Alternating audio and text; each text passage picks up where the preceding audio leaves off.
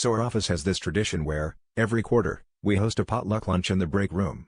Everyone brings in their signature dish. Karen always bakes her award-winning brownies, which, to be fair, have never actually won anything. Dave brings his famous chili, which is about 80% beans, 20% regret, and I usually just pick up a platter of grocery store cookies because I know my limits.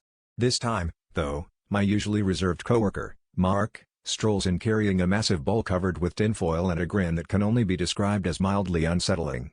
When I ask what he brought, he just winks and says, "It's a mystery dip. Trust me." Now, I've seen enough episodes of workplace reality shows to know that mystery and dip are two words that should never meet without adult supervision, but curiosity, and the peer pressure of a dozen hungry co-workers, gets the best of me. The dip itself is, well, it's ambiguous. It's sort of beige, with flecks of green and orange, and the texture is somewhere between hummus and wet cement.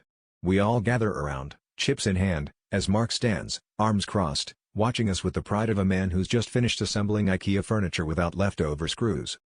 I go in first, scooping a cautious amount onto a chip. The flavor is hard to place. There's a hint of garlic, something tangy, maybe a whisper of sadness. People begin guessing ingredients. Is that dill? Do I taste ranch? One person claims there's a note of pineapple, but I think she just wants to sound sophisticated. Finally, I corner Mark by the coffee machine and ask him point blank for the recipe. He leans in, lowers his voice, and says, "Honestly? It's mostly optimism."